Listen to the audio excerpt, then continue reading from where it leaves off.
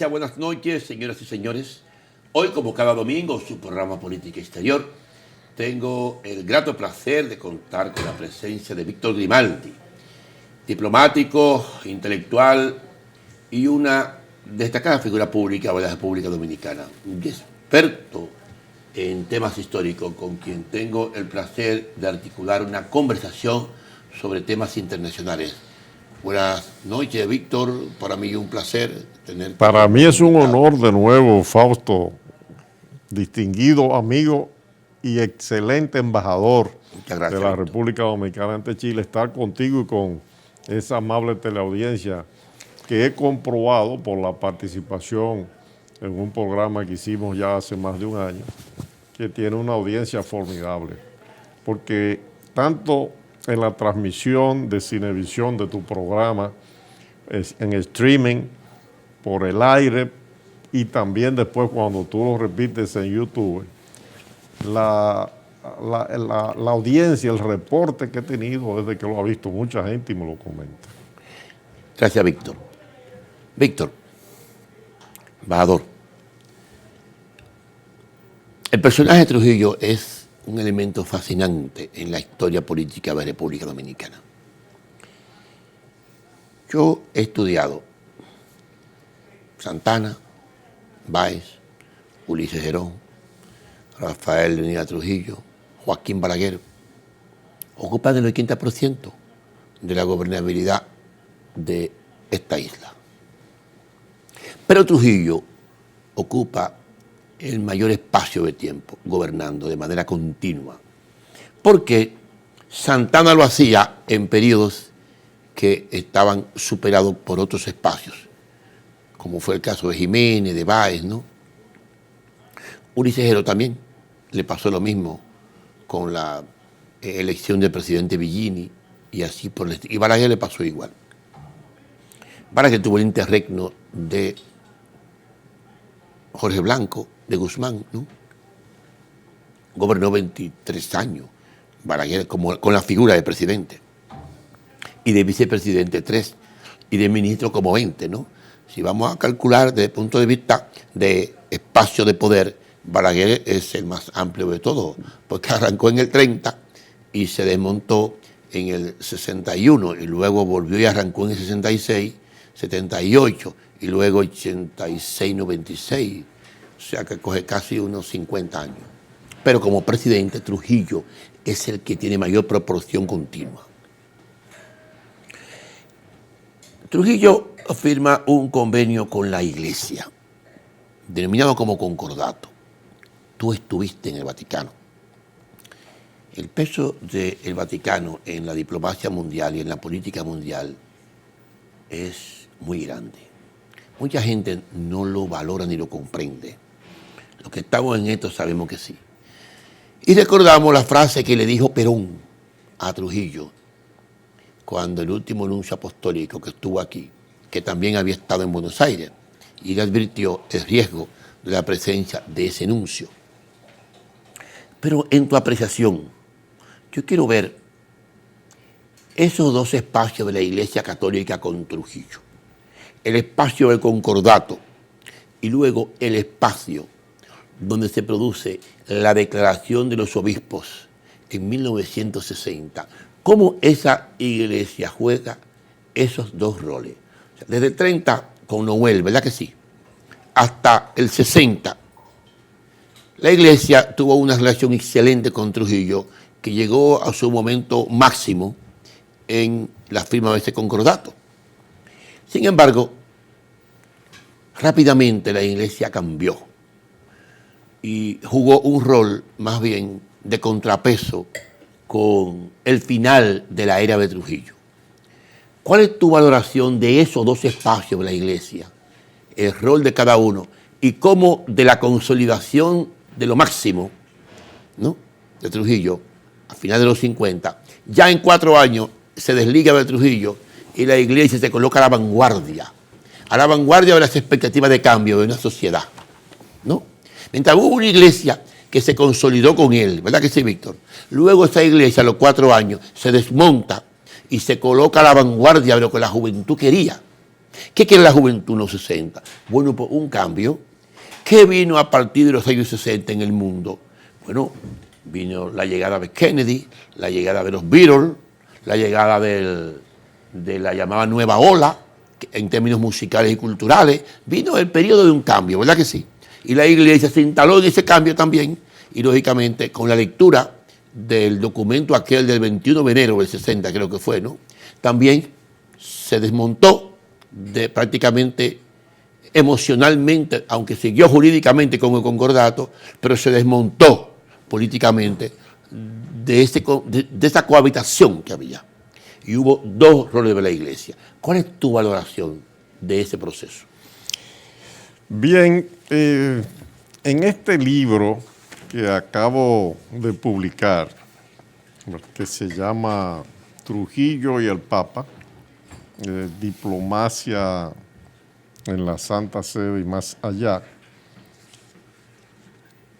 que es un libro que precisamente menciona a Trujillo, porque Trujillo es el personaje, hombre de Estado, diplomático en este caso, fue a firmar el concordato y que había gobernado como presidente de la República Dominicana. Ya en este momento, esto fue en el 1950. Él no era presidente ahí.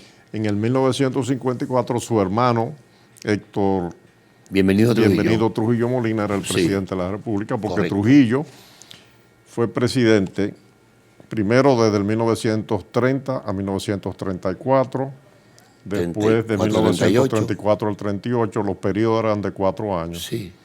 En el 38, quien es escogido como presidente es Jacinto Peinado, fue su vicepresidente entre el 1934 y el 38. Jacinto Bienvenido Peinado, ¿no? Jacinto Bienvenido Peinado. Correcto, sí. Había sido vicepresidente entre los años 1934 y 38. Había sido vicepresidente. Sí, Peinado. vicepresidente. Ese es un dato que poca gente sabe. Porque el primer vicepresidente de Rafael Leonidas Trujillo Molina fue Rafael Estrella Ureña. Correcto. Rafael Estrella Ureña es un personaje de la historia dominicana muy importante, que no se ha estudiado quizás a profundidad. Era un líder político de Santiago de los Caballeros, sí. que fue en el Cibao el aglutinador de las fuerzas que se movieron para derrocar al presidente Horacio Vázquez en el 1930 y darle la posibilidad al jefe del ejército, que era Trujillo, de postularse. Cuando Horacio Vázquez, el presidente Horacio Vázquez, sale del poder a finales de febrero, la presidencia la ocupa Rafael Estrella Ureña. Pero correcto. Entonces hay elecciones provisionalmente, ¿verdad? Presidente. Sí. Pero hay elecciones el 16 de mayo, entonces Rafael Estrella Ureña es el vicepresidente y Trujillo el presidente.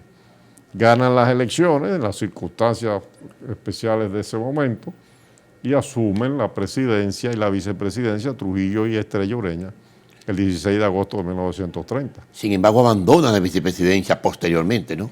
Es que Rafael Estrella Ureña, que era un cacique o un caudillo o un líder político de esa época, tenía sus propios intereses y seguidores. Entró y su partido. Y entró en contradicción. Partido Republicano. Con ¿no? Trujillo, se correcto. Y después Trujillo lo anula. Abandonó el país, ¿no? Tuvo que abandonar el país. Tuvo que abandonar el país, correcto. Entonces, en el 34, cuando Trujillo vuelve a ser Perdón, Víctor, pero Trujillo no designa un vicepresidente. Ese espacio se queda vacío tras su abandono. No, hasta el 34. Hasta el 34, exactamente. Pero en el 34, entonces, el presidente Trujillo, Rafael Trujillo, se postula de nuevo con Jacinto Peinado de candidato a la vicepresidencia. Sí. En el 38 ya no se postula y quienes van son... Por el tema de Haití, ¿no? Ese es un factor, porque en octubre del 37 ocurrió lo que se llama el corte, ¿verdad? Sí. En la frontera de los haitianos. Entonces, en el 38 va Jacinto Bienvenido Peinado de candidato presidencial. Correcto. Y don Manuel Jesús Troncoso de la Concha, don Pipi. Pero también fallece, creo. Jacinto Peinado fallece en 1940 y asume la presidencia Manuel de Jesús Troncoso de la Concha. Sí. ¿Qué ocurre? Que el año anterior, en septiembre de 1939, había estallado la Primera Guerra Mundial, la Segunda Guerra Mundial. La Segunda Guerra Mundial. Y en el 42, don Pipí Troncoso es el presidente, sin vicepresidente. Comienzan a moverse las fuerzas sociales que había ya creado, ya tenía 12 años el régimen. El trujillismo, las fuerzas sociales y económicas, que es un término que a ti, Fausto, te gusta mucho utilizar, ¿verdad? Y que es muy importante como categoría en el análisis histórico. Y empiezan a pedir que Trujillo vuelva. Y es la campaña de Seguiré al caballo. Se celebran las elecciones del 16 de mayo de 1942. Trujillo es el candidato a la presidencia. Pero previamente se modificó la Constitución para que el periodo presidencial fuera de 5 años. Y creo que no llevó, la figura de vicepresidente, exactamente. Sin vicepresidente. Correctamente. Pero como él gana las elecciones, ahí están los periódicos, el listín diario de la época con todos los datos. Correcto. Incluso el listín diario apoyó la candidatura de Trujillo. Sí. Yo tengo... Contrario a su primer periodo que le había confrontado. Al principio, pero después se integró al proceso. Sí, después, ya en el 33. Entonces, como Trujillo gana las elecciones, el presidente Manuel Jesús Troncoso de la Concha, don Pipí, abuelo de un vicepresidente y canciller que tuvimos, don Carlos Morales Troncoso, uno de los empresarios importantes de este país, era abuelo de él. Don Pipí renunció el mismo día, o al otro día de la elección. Al día de la elección. El 17 de mayo de 1940. Y ahí fue que vino una consigna a Trujillo inmediatamente. Correcto. Y asume la presidencia el hermano que era secretario de Guerra y Marina, lo que hoy se conoce como ministro de las Fuerzas Armadas. Asume hasta el final del inmediatamente. Periodo. Inmediatamente. Asume el poder porque la Constitución vigente establecía que en caso de que no, y eso es muy importante, este detalle, después por el 1961. En el 1961 la Constitución también establecía eso, que en ausencia del presidente, del vicepresidente, asumía el ministro secretario de Estado de Fuerzas Armadas, que era, estamos hablando de noviembre de 1961, se ha ido Ramfi. ¿Quién era? En ese momento, Pedro Rafael Ramón Rodríguez Chavarría. Y por eso, tiene razón, en Crisis en la Democracia de América, en la República Dominicana, el libro de Juan Bosch, se habla de eso. Juan Bosch habla de ese tema. Por eso se hablaba de que Juan Bosch estaba dispuesto a apoyar a Rodríguez Chavarría para presidente en ese momento. Bueno, pero volviendo al 42, Negro Trujillo, Héctor Trujillo, asume la presidencia. Hasta el 16 de agosto. No, renuncia inmediatamente. Y el Congreso entonces decide, renunció, a cortar la transición, entregarle la presidencia a quien ganó las elecciones. Wow. A Rafael Leónidas Trujillo Molina. Pero había un estado... La ceremonia oficial se celebra el 16 de agosto para el nuevo periodo de 5 años ahora. Víctor, ¿y a qué se debió esa desesperación? Pero el presidente provisional hasta el 16 de agosto. Sí, pero ¿por qué, Víctor, se produce esa desesperación de esos 3 meses? Si ya le había ganado. Porque el mundo estaba en una crisis. Por la guerra. Una crisis, hay que saber lo que era eso, Fausto, en esa época. Él quiso coger el mando. No llegaban artículos de importación necesarios para los automóviles, gomas para automóviles, no había que recauchar la goma y amarrar pedazos de goma. Para ponerte un ejemplo. Había una conmoción. Era una situación muy difícil. Y él quiso... Entonces, Trujillo gobierna 2 periodos, 42-47 y 47-52. Que vuelve de nuevo. Sin vicepresidente. Entonces, en el 1952, su hermano Héctor es el candidato a la presidencia. El mismo que asumió provisionalmente. Que era un militar de carrera. Sí, claro. Había estudiado en Saint-Cyr, en Francia. Y era un líder militar, pero un tipo muy discreto y de la absoluta confianza de su hermano Rafael Leónidas Trujillo Molina. Asume la presidencia en el 52 con esa constitución de los 5 años sin vicepresidente. Hasta el 57. Hasta el 57, cuando se creó la vicepresidencia de la República para el hijo de Trujillo. Sí, para Ramfi. Para Ramfi. Que no Entonces, la quiso asumir. Ahí es que entra, en este contexto, este tema que has planteado de la iglesia y el papel que jugó. Como dice un autor dominicano, el profesor Euclides Gutiérrez Félix, en su libro Trujillo Monarca sin Corona, Trujillo gobernó desde el principio, fundamentalmente, con el ejército y con la iglesia católica. Porque Rafael Trujillo reconoció desde ya en el 1931 la personería jurídica como institución legal de la Iglesia Católica Dominicana para que fuera protegida por las leyes dominicanas. Y comenzó a apoyar la construcción de parroquias, de escuelas católicas, trajo a los sacerdotes salesianos al país con Monseñor Ricardo Pitini. Increíble esa visión. Para las escuelas técnicas, tecnológicas, después a los sacerdotes jesuitas, fortaleció esas relaciones.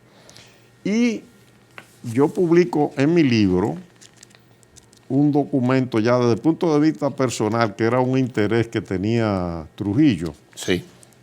Este es un documento de la época, este es el nuncio, o sea, el embajador del Papa aquí de 1936 a 1942. ¿Quién era en ese momento? En ese momento era Maurilo Silvani.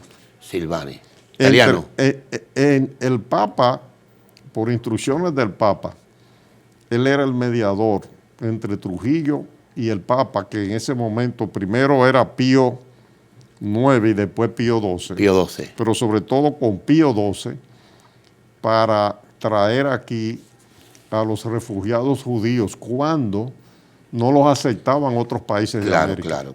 Y ahí también yo publico esos documentos. O sea que ahí la iglesia jugó un rol de mediación. Lo que hizo la iglesia en la Segunda Guerra Mundial, salvar a los refugiados. Salvar a tantos refugiados que perseguían para asesinar los alemanes nazis y sus aliados en Europa. Jugó un papel fundamental. Y la República Dominicana jugó un papel fundamental. Primer orden en ese proceso. Y en este libro aparecen esos documentos, pero desde el punto de vista personal también, a Rafael Trujillo le interesaba que la Iglesia Católica le permitiera contraer nupcias canónicas, como dice, por la Iglesia, con su esposa, con su tercera esposa, María Martínez Alba.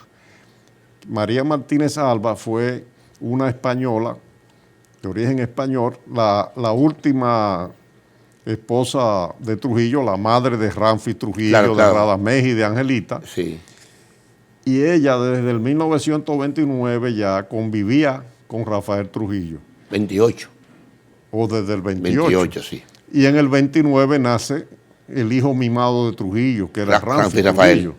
Bueno, pues Trujillo estaba interesado en que la iglesia reconociera ese matrimonio. En divorciarse de bienvenida para casarse con María Martínez, ¿no? Porque se había casado con bienvenida, Ricardo. El primer matrimonio fue con Aminta Ledesma. Sí, con Aminta Ledesma. Y fue un matrimonio, en ese momento, como no existía el acuerdo entre la iglesia y el Estado Dominicano, el concordato, ese que se firmó en el 54. Matrimonio por lo civil, como se dice. Había que casarse, si usted quería contraer nupcias, como se dice, canónicas por la iglesia, por separado, por lo civil y por la iglesia, ¿verdad?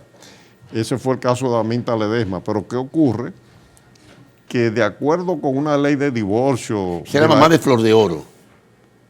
Esa es la madre de Flor de Oro, que fue la esposa de Porfirio, del famoso... Exactamente, Playboy. Genio de ciertas cosas dominicanas, Porfirio Rubirosa. Y de talento. Tenía talento, Víctor. Tenía talento. Y las dos hermanas de John Kennedy fueron a su entierro. ¿Qué te parece? Entonces, Aminta Ledesma seguía siendo, según las normas de la Iglesia Católica, la esposa de Trujillo. Claro.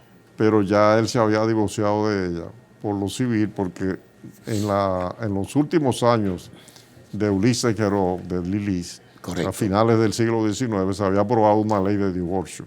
Entonces se acogió a esa ley, pero se casó, como señalabas después, con la señora Bienvenida Ricardo. Bienvenida Ricardo. En el 1928. No, 27. ¿Fue en el 27? Sí, fue en el 27.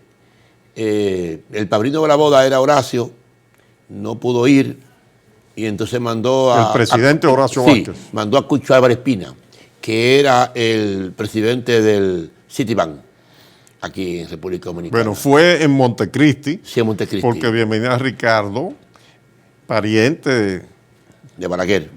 tía o prima Prima de Balaguer. del presidente después Joaquín Balaguer, que en ese momento era un muchacho todavía. Realmente esa gente era de Puerto Plata, pero fueron a parar a Montecristi por otras razones, que habría que hacer un programa de orden biológico y niños en estado y cosas.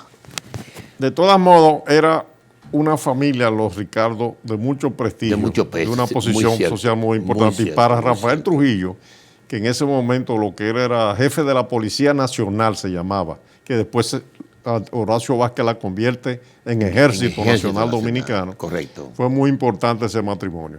Entonces, Sí. anulado el matrimonio civil con Aminta Ledesma, Sí, viene un matrimonio civil con Bienvenida Ricardo. sí. Pero ya existía el vínculo también con María Martínez. En el 1934, Trujillo envió a Bienvenida Ricardo a París, me parece que en diciembre, Francia. Y en ese tiempo aprovechó, hizo una jugada legal, porque era todo se hacía legalmente, Claro. y se divorció de Bienvenida Ricardo, pero quería entonces casarse, no tanto solamente por lo civil, sino también canónicamente por la iglesia con María Martínez. Y ese documento está aquí, donde el secretario de Estado, en ese momento de Relaciones Exteriores, Brache, El le vegano. pedía al nuncio, o tanto al nuncio que residía en Puerto Príncipe en esa época, como a la Embajada Dominicana ante la Santa Sede, que hiciera esas gestiones. Sin embargo, Víctor, escúchame. Pero la iglesia no accedió en ese No, momento. no accedió. Y un detalle, Oye esto, Víctor. el secretario de Estado del Vaticano en ese momento, de Sí. la Santa Sede, era el Papa Pío XII, el que lo recibe después en 1954. Ok. Porque el Papa era Pío XI todavía, que murió en el 39. El llamado Papa Bueno. No, el Papa bueno, que se le llama así, es a Juan 23. Juan 23, que cierto. fue Sí, posterior. sí. Entonces, Juan 23. en ese contexto es que hay que ver todo esto, porque después de esa visita de 1954 a Roma, a la Ciudad del Vaticano, para suscribir el concordato, el acuerdo entre la Iglesia, ¿verdad?, y el Estado Dominicano, es que se celebra ya al año siguiente, en el mes de agosto del 1955, en la Anunciatura Apostólica se celebran las bodas privadamente De él y... entre María, y María Martínez y Trujillo. Sin embargo, Víctor, ocurre marginal. Ocurre un fenómeno. Recuérdate que Bienvenida Ricardo no le da hijo, en principio, a él. Pero al final le da a Odette. Aún ya casado, Aún casado. por lo civil con sí, María Martínez. le da a Odette después. en el 36. Increíble. O sea, él seguía en una relación en lo personal con Bienvenida. Y sin embargo, Trujillo cuidaba mucho la forma en términos jurídicos y en términos de sociedad. Y él quería que sus hijos, pues, se articularan como familia bajo un concepto legal, ¿no? Sin embargo, el amor de su vida, ¿quién fue de Trujillo? No, fue la que él mandó a Miami. Lina Lobatón. Lina Lobatón, esa es. Pero con esas palabras, Inclusive, él se va a Nueva York con ella y dura 6 meses. En un periodo, creo que en el 45, él se va a Nueva York. Pero, a pesar de todo el carácter de Trujillo y toda la fortaleza, tuvo que mandar a Lina a Miami. A pesar de todo. O sea, yo no sé quién tenía de finalmente que fue el más amor poder. de su vida. Sí, lo sé, fue Me Lina la Lobatón. dijo una vez Luis Ruiz Trujillo, Sí, un fue sobrino ella, que fue No, me secretario queda claro. de la Me presidencia. queda claro. Pero mira, hay una novela, Víctor, que seguramente tú la has leído, varias veces. Es una novela que escribió un jovencito que fue paje en la boda. Tuvo 2 hijos con Lina. Sí, sí, yo lo sé, yo sé. Que luego uno de ellos fue presidente de una línea aérea, ¿no? Que se llamaba APA. Pero en la boda del 27 de Trujillo, con Bienvenida Ricardo, cuando Trujillo está buscando consolidación social, hay un jovencito que es paje de la boda, que fue Manuel Rueda. Manuel Rueda escribió una novela que se llama Bienvenida y la noche. En esa novela, tú sabes que una novela a veces permite escribir cosas mucho mejor detalladas que en la narrativa misma. Dice ese caballero, que era muy acercado, por cierto, a los Bonetti y al periódico Hoy, dice él que en el momento de la boda, sabes que la sociedad de Montecristi le negó el Country Club de Montecristi a él, le negó el club social. Y Trujillo tuvo que hacer la boda, lógicamente, en una casa.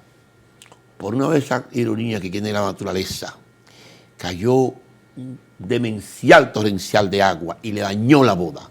Desde el punto de vista de que una boda no quiere nada con agua. El fango, todo aquello, bañó. Y Trujillo hizo un brindis a las 12 de la noche. Y dijo, brindo por la flor más bella de esta región. Flor que este jardín no se merece. Y juro que me vengaré. De ese momento se acabó el muelle de Montecristi, que tú sabes que tenía mucho intercambio comercial con Alemania, básicamente, con la familia Jiménez, ¿recuerdas, no? Entonces colapsó Montecristi, que era una ciudad muy victoriana y muy desarrollista en esa época. Ahí colapsó. Trujillo le cerró ese muelle, concentró en Jaina, ¿no? Y aquí en Santo Domingo todo. Y eso fue parte de las anécdotas de esa boda con Bienvenida. Además, él quería que fuera el presidente a su boda. Horacio ya tenía problemas en los riñones y no fue a la boda. Tú te imaginarás un viaje Santo Domingo a Montecristi en el 27. Tiene que ser una cosa desoladora, ¿no? No había carretera tan completa. Sobre todo no había carretera Santiago-Montecristi. Era de tierra. Aún así, ella exigió que la boda fuese en Montecristi. Bueno, pues ahí se hizo, ¿no? Y te cuento ese detalle de esa novela, Bienvenida y la noche. La novela de Manuel Rueda. Porque hay una serie de descripciones de la personalidad misma de Trujillo. Pero también él era un personaje que tenía peculiaridades en su don de mando y en su orgullo y en su dignidad personal. Define que mandó la banda del ejército a articular la musicalización, cómo fueron las piezas que pidió, cómo fue el orden, todo lo hizo cubriendo los detalles sociales de la época. O sea, ya en el 27 él era un hombre que sabía hacia dónde iba realmente. Vos lo dice en una de sus novelas, hablando, ya Trujillo era un hombre rico en el 27, para que lo sepa. Ya era un hombre rico. O sea, bueno, y tenía el poder militar. Los dos, el económico que te va a la seguridad personal y el militar. Bueno, en la introducción que hacías del tema del programa, señalabas todo el tiempo que Trujillo había dirigido el país a través de, no solo de la presidencia cuando la ejerció directamente, que fue claro. Como presidente de la República fueron solamente 18 años. Sí, como presidente, como figura jurídica, pero como poder 31. 31, porque sí. Durante esa época se desarrollaron una serie de fuerzas políticas, económicas y sociales, claro, que fue la que después heredó el doctor Joaquín Balaguer. Pero ese es un tema para más adelante. Todavía no hemos terminado de desarrollar lo que planteaste. ¿Podías replantearlo de nuevo? Sí, mira, se produce un matrimonio entre Trujillo y la Iglesia hasta el 54, que concluye con el concordato como reinado final de esa relación. Esa relación prosigue hasta el año 60, con una cohabitación más o menos normal. Aunque ya un poquito menor, ya la Iglesia envía un nuncio que había sido anti-Perón, ¿verdad que sí? Y Perón le advierte a Trujillo, le dice, mira... Una aclaración, Fausto, sí. Perdón que te interrumpa. Realmente ahí hubo una equivocación de Perón. Con ese anuncio. Con el comentario, sí, porque el nuncio que había sido el embajador, que es lo que es un nuncio Claro, claro, del Papa en Argentina, claro. no era Zanini, era Zanin, se llamaba Mario Zanin. Mario Zanin. Y el nuncio que llegó aquí era Monseñor Zanini. Apellido era Zanini. O sea, que Trujillo, que Perón Eso fue confundió una el confusión personaje. de Perón, sí. Ok, Y quien hace esa mención originalmente, y se ha repetido mucho, sí, en su libro fue Robert Crasweller, en el Sí, libro Robert Crasweller. sobre Trujillo. sí. Pero lo que Esa sí, fue la confusión. sí, lo que sí es cierto es que Trujillo y Pero la cuestión fue el cambio el cambio que se produce. del cual hablamos en el programa anterior. Exactamente. Que se produjo por la Revolución Cubana, que transformó todo el panorama geopolítico de América Latina, el Caribe y una parte del mundo. No, pero yo pienso que la iglesia no estuvo tan invadida por ese sentimiento, porque fue la gran cúpula de la iglesia la que rompe con Trujillo. Yo tengo la lectura de que la iglesia se dio cuenta que había llegado el final de un ciclo político de Trujillo. Y que ese ciclo la iglesia no quería sucumbir junto con Trujillo.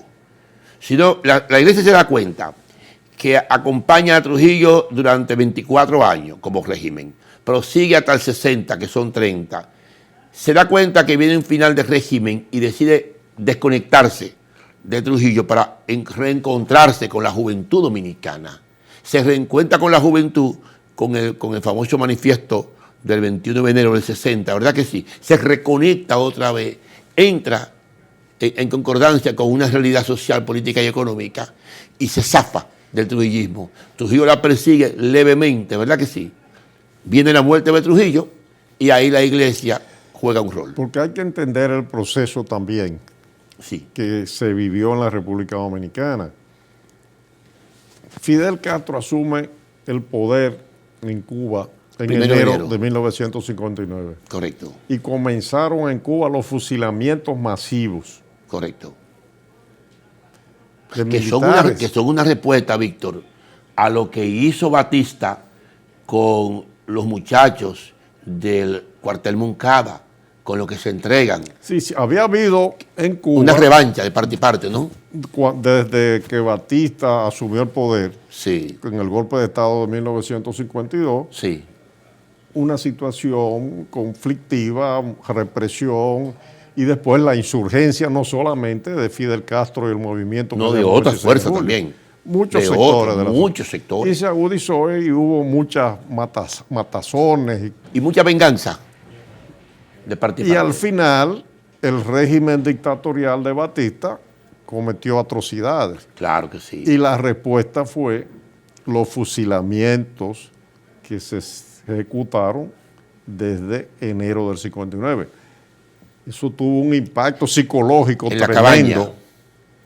en el régimen de Trujillo, pero estoy hablando de arriba abajo. Y en las Fuerzas Armadas ni se diga, porque entonces Sí. no van a hacer lo mismo.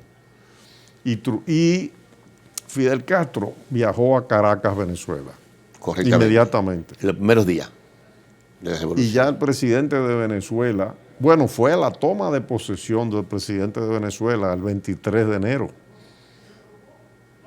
Ganó las elecciones a principios de diciembre del 58 el presidente Rómulo Betancourt y va. ¿Y qué hace Fidel Castro allá?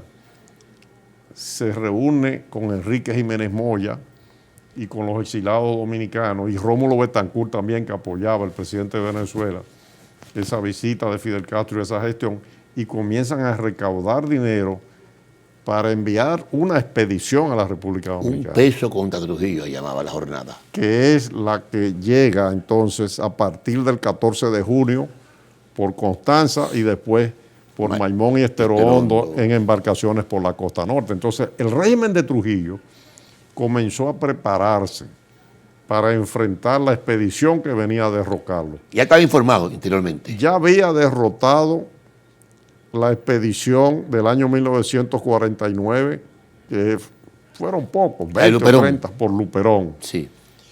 Y había evitado... Pero perdón, esa sí tenía aliados internos. La del 49 sí tenía aliados internos. Más la del 59 no. Y en el 1947 evitó que viniera la expedición con Fidel Castro joven, de 20... La de Cayo Confite. Tenía 21 años Fidel Castro. Juan Bosch, que tenía ya 38 años. 28 años, era un joven. Y financiada por un empresario dominicano que estaba exilado, Juancito Rodríguez. Que es el abuelo o el bisabuelo de un joven diputado ahora que está en el Congreso Nacional. Sí, sí, sí. De Ulises Rodríguez. Apellido Rodríguez. Sí, Ulises Rodríguez. Trujillo evitó que viniera la expedición del 1947, porque el jefe del ejército cubano, Genovevo Pérez Dámara, la delató. No fue solo que la delató y que recibió dinero de Trujillo, fue a Washington a consultar. Y el jefe de Estado Mayor del ejército, o era secretario de Estado ya en ese momento, una de esas cosas, el jefe de Estado Mayor o jefe de las Fuerzas Armadas de Estado Mayor Conjunto, que era el general George Marshall, le dijo que había que parar eso. Porque Trujillo era un aliado de los Estados Unidos. El año anterior, o en ese mismo año, en el 1947, en marzo, se habría proclamado la doctrina Truman del presidente Harry Truman contra el comunismo. Entonces Trujillo era un aliado de Estados Unidos. Por eso, y Juan Bosch después lo dijo y lo escribió varias veces, que ahí él se convenció, en 1947, que Trujillo no iba a ser derrotado por una expedición armada que llegara a la República Dominicana desde fuera. Las Fuerzas Armadas ya habían estado preparadas para repeler cualquier tipo. Las Fuerzas Armadas Dominicanas. Y en el 59, entonces, cuando Fidel Castro va a Caracas y Juan Bosch estaba en el exilio, estaba en Venezuela, y después en los meses siguientes, que le piden al Partido Revolucionario Dominicano, que es el padre y madre del Partido Revolucionario Moderno. ¿Y del PLD? Juan Bosch dijo, y del Partido de la Liberación Dominicana, sí. Juan Bosch dice, no, el PRD no se mete en aventuras, van a un suicidio. Y por eso después Juan Bosch y el PRD nunca apoyaron ningún levantamiento guerrillero en este país de ningún tipo, porque sabían que era suicidarse. Ahora están muchos muchachos eran antes, ahora no lo son, de lo que se llama la izquierda dominicana, haciendo las historias y lamentándose, y hablando que con Camaño esto, pero señores, si Juan Bosch se lo dijo, entonces decían Juan Bosch es un agente de la burguesía dominicana y el PRD, lamentablemente se perdieron no solo las vidas del 59, sino las después, pero que es el tema que estamos tratando. Y la B63. Todas, pero también crearon conciencia, la del 63. Sí, pero se fueron. Fue una contribución porque después jugaron un papel importante en la verdadera gesta democrática de este país, que fue la del 65. Pero el costo fue muy alto. Altísimo. Bueno, pero se pagó. Entonces hay que también respetar ese sacrificio, pero fue un error político. Claro. Ahora, el tema específico que estamos tratando, porque tiene que ver con todo esto, lo que pasó antes, después y lo que siguió. Ese es el entorno. La actitud de la iglesia, porque... Antes y post. Es que se creó todo un movimiento clandestino que está ya en enero o descubierto. Esos jóvenes son apresados, maltratados, torturados. Y en realidad es la Iglesia Católica la que salva a esos muchachos. Claro. O a esos jóvenes. Claro. Los del 60. Pero se reivindica a través de ellos también. Es que la Iglesia tampoco nunca apoyó la represión. Eso es un error. Yo quiero decir, apoyó el régimen. Es que el régimen de Trujillo, como otros regímenes, actualmente inclusive en África y en otros lugares, que son más o menos sí o no dictatoriales, tienen cordiales relaciones con la Iglesia, pero la Iglesia Católica nunca apoya esas cosas. Nunca, al contrario, defiende la libertad y siempre la ha defendido. El padre José Luis Sáez, amigo, sacerdote jesuita, publicó 2 tomos con resúmenes de documentos. Se llama la sumisión bien pagada sobre ese tema. Pero a mí me parece que ahí hay un error tremendo. En ese documento, Bueno, en ese título. en ese título. Porque entonces tendríamos también que hablar de su misión bien pagada de los jesuitas, Claro. que es la orden a la que él pertenece. Porque se habla de los jesuitas, que no son progresistas nada. Hay jesuitas que son progresistas, entre comillas, lo que le quieran llamar. Hay otros que son conservadores, hay de corrientes todo internas en la viña del Señor. Claro, claro. Porque los jesuitas también vinieron. Y Pero, no solo con el régimen de Trujillo, con otros regímenes de todo tipo que ha habido en los 2000 años de historia después de Jesucristo. pero Víctor, tú... Entonces, el cambio también fue por la Revolución Cubana y Sí. un nuevo papa, porque Pío XII, que es este papa que recibió a Trujillo, y aquí está el discurso que pronunció, que yo nunca lo había visto publicado, yo lo publico aquí. Ok, Pero no transcrito, sino el documento. ya. Porque a mí me gusta no solo hacer referencia y transcribir documentos, sino que la gente vea el documento. Evidenciarlo. Yo me puedo inventar cualquier cosa, sí, para decir yo cualquiera. Claro. No, hay que tener las pruebas siempre. Pío XII dijo un discurso muy elogioso de Trujillo en esa ocasión. ¿En qué año, Víctor? 1954, 16 de junio de 1954. En el marco de la firma del concordato. Después que se firmó el concordato, él entonces recibió a Trujillo, porque el concordato, aquí van a ver... Balaguer asiste como ministro de Educación ahí, ¿no? ¿Perdón? Balaguer asiste como ministro de Educación No, en ese momento. Balaguer en ese momento era el secretario de Estado, lo que hoy se llama ministro de Relaciones Exteriores. Ok. Por eso está ahí. Ok. Estuvo ahí. Sí, porque él fue provisionalmente en el 37 y volvió en el 54.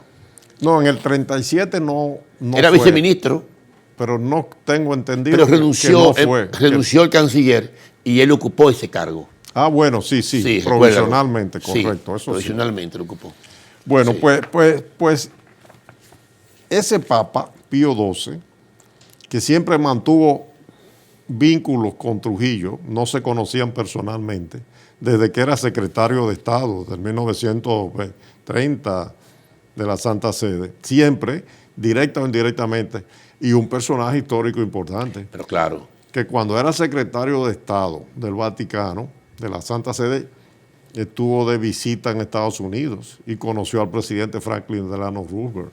Y existen todas las correspondencias, porque se ha hecho toda una campaña, que el Papa de Hitler y de Nazi, todo eso es mentira, todo eso son manipulaciones.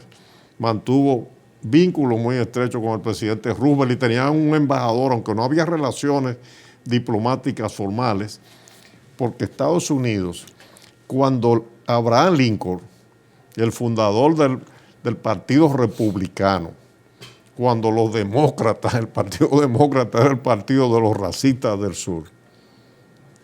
Ese Partido Republicano es el partido de Abraham Lincoln. entonces, Víctor, Mantenía relaciones diplomáticas con la Santa Sede.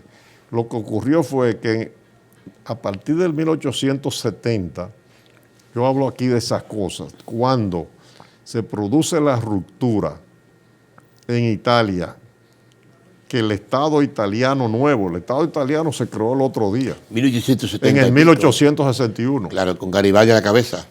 Bueno, Que es el gran participó, pero articulador. quienes realmente se impusieron fueron los reyes de Sardeña y de Correcto, Piamonte, correcto. y fueron los primeros jefes de Estado. Cuando se crea el Estado italiano unitario en el 1861, comenzó esa disputa ya con el Estado pontificio que dirigía el Papa. Y en el 1870, cuando le despojan al Estado pontificio, a la Iglesia Católica, todas las propiedades y la administración que tenían de una gran parte del territorio italiano, entonces en ese momento Estados Unidos, el Estado norteamericano, se rompió o anuló las relaciones diplomáticas, pero mantuvo siempre comunicación. Un vínculo. En el 1984, ya tanto tiempo después, 1984, el presidente Ronald Reagan, con el Papa Juan Pablo II, ya renovó las relaciones diplomáticas y ya existen de nuevo. Estados Unidos es uno de los 183 países que tienen relaciones diplomáticas con la Santa Sede. Entonces, Víctor, ¿qué tú estimas que lleva a la iglesia a hacer ese viraje en su relación con Trujillo a partir Pío XII del fallece 21. en octubre del 1958 y ahí aparece Juan XXIII El Papa Bueno. Pacelli. Correcto. El apellido realmente de él es Pacelli. No digo el Papa Bueno como un concepto. Entonces, era un tipo bonachón, por eso se habla del Papa Bueno, pero todos los papas No, y en renova- general, y salvo renova- algunas excepciones, no han tenido esa Y el característica. gran Bueno, para la renovador, mayoría sí. el gran renovador de la iglesia. Correcto. También. Entonces, eso fue lo que determinó ese cambio, porque ahí mismo, unos meses después, se sucede el cambio cubano, que aterrorizó a la sociedad dominicana, a todo el mundo.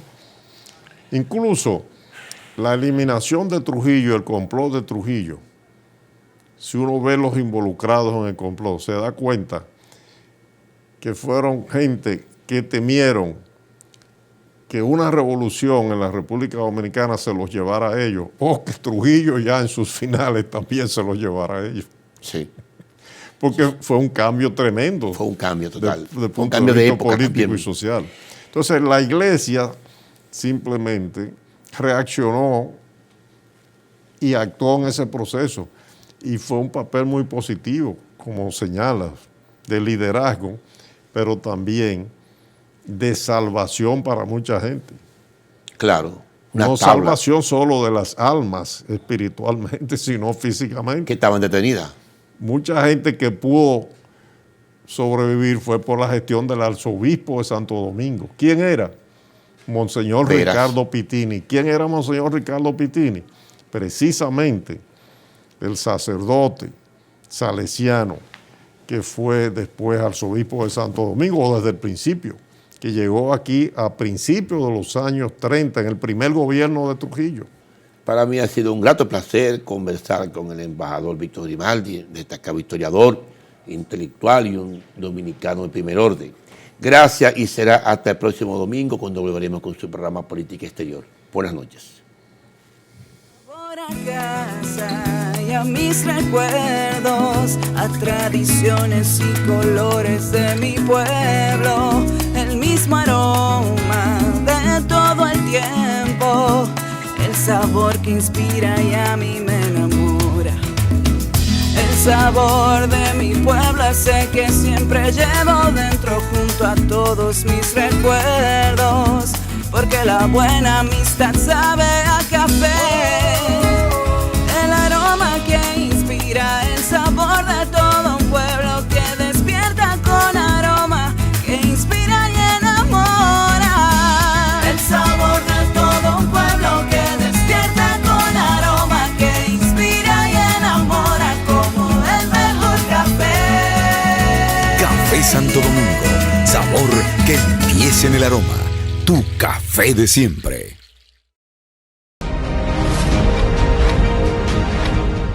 El hub logístico es una combinación de factores que busca generar negocios en un área geográfica. Entonces, la República Dominicana, por sus carreteras, por sus aeropuertos, por sus muelles, por su ubicación geográfica, tiene el factor que se llama el nearshoring. El nearshoring es la cercanía de las costas. Estamos muy cercanos del gran mercado que tiene el mundo, que es América del Norte. El mundo entero produce para venderle a América del Norte.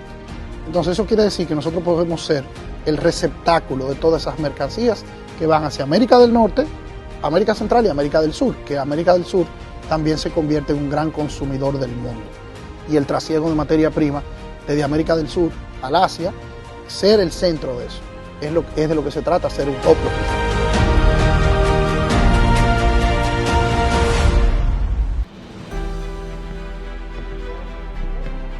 El mundo está cambiando, siempre lo ha hecho, ahora más deprisa.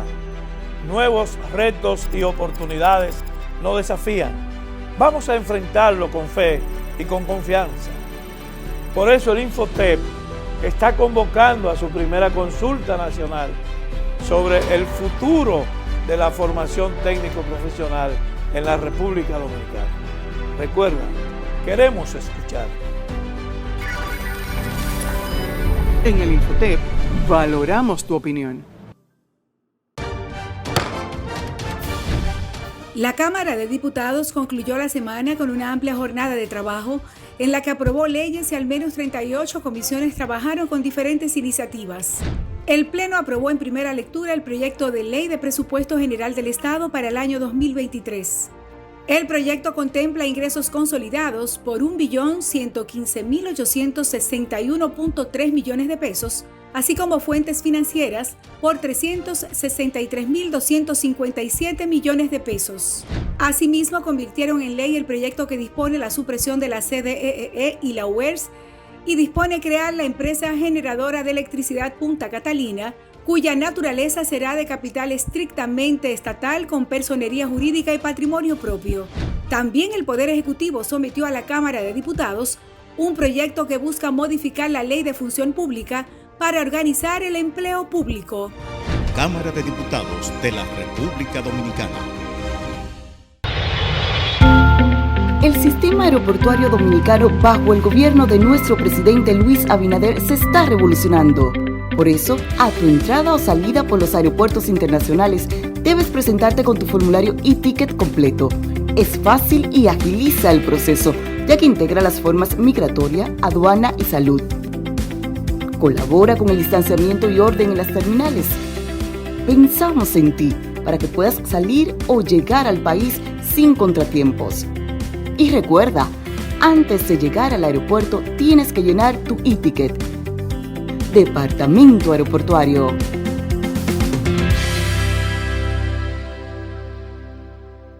El puente Juan Pablo Duarte es la principal vía de conexión del Distrito Nacional con Santo Domingo Este. Diario le cruzan más de 38,000 vehículos, por lo que amerita su urgente reparación. A partir de las 8 de la noche del 15 de julio, el Ministerio de Obras Públicas y Comunicaciones estará interviniéndolo, dando seguimiento a las labores iniciadas en el Juan Bosch. En la mañana estarán abiertos 2 carriles y en la tarde 4. Las rutas alternas son Puente Ramón Matías Mella y Puente Flotante. De Santo Domingo Este hacia el Distrito Nacional seguiremos utilizando las actuales vías. Rogamos su comprensión durante el tiempo de labores. Ministerio de Obras Públicas y Comunicaciones, cercano a la gente.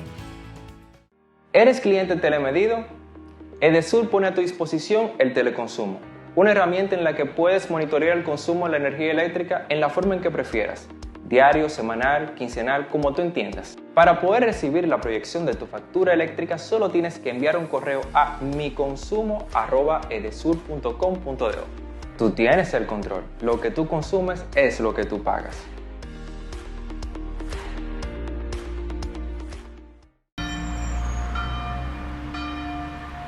Existe una leyenda sobre un fugitivo español, Miguel Díaz, quien huyendo de la justicia, encontró el amor en el lado sur inexplorado de la isla. Volvió con historias de una tierra hermosa, llena de oro y gente amigable. Los españoles construirían una ciudad en este lugar. La llamarían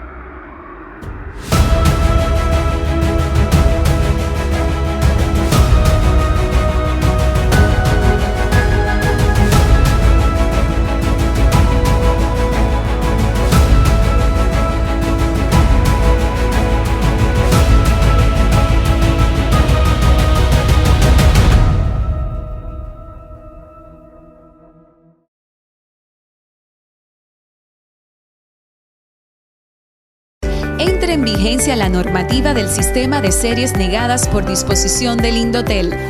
Mediante esta normativa, se busca establecer mecanismos que prevengan la activación de móviles provenientes de robo o pérdida. ¿Qué ocurre al momento de entrar en vigencia esta normativa? Si la prestadora a la que perteneces identifica el serial de tu móvil como duplicado o inválido, se te notificará vía un mensaje SMS el procedimiento que debes seguir.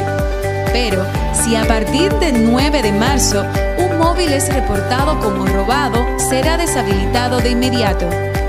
Recuerda adquirir tus equipos en fuentes confiables y siempre verificar el estatus en que se encuentra mediante el número de email ingresando a la página del Indotel www.indotel.gov.do. Al hacer esto, evita ser víctima de obtener equipos robados, adulterados o duplicados. En el Indotel estamos contigo. En el Senado de la República estamos haciendo historia. Nuestras puertas están abiertas de par en par, mostrando un eficiente trabajo en equipo. Representamos con vocación, legislamos con orgullo, fiscalizamos apegados a la ley. Incontables horas de trabajo de un grupo de hombres y mujeres comprometidos con el presente y el futuro de la República Dominicana. Hoy mostramos un Senado moderno, donde todos somos parte, donde tu voz cuenta. Senado de la República Dominicana. Nuevo, diferente, cercano. Otro día que nace con renovadas esperanzas en el campo dominicano, porque ahora el Ministerio de Agricultura trabaja para apoyar a nuestros productores, roturando la tierra, rehabilitando caminos, creando fuentes de agua, con capacitaciones y asistencia técnica, reactivando la investigación y entregando semillas a tiempo para la siembra, garantizando así la seguridad alimentaria del país. Dinamizamos la comercialización, impulsamos la exportación y gracias al presidente Luis Abinader, por primera vez, acceso a financiamiento a tasa cero. En agricultura estamos cambiando, propiciando la rentabilidad del productor y buenos precios para el consumidor. Gobierno de la República Dominicana. En la provincia de San Juan de la Maguana ya se siente el trabajo del Instituto Nacional de Aguas Potables y Alcantarillados, INAPA. Estamos rehabilitando el acueducto de El Córbano. En las Matas de Farfán ampliamos el acueducto y estamos construyendo una nueva planta de tratamiento de aguas residuales. Además, trabajamos en la ampliación del acueducto de Yabonico, ejecutando 15 obras con una inversión de 1.128 millones de pesos y beneficiando a 147.668 personas. En San Juan, INAPA cumple con la promesa del presidente Luis Abinader de llevar agua de calidad a los dominicanos. Es solo el principio hasta que todo nuestro pueblo, toda nuestra gente tenga agua potable y saneamiento en cada hogar dominicano. Gobierno de la República Dominicana. INAPA, el agua está llegando.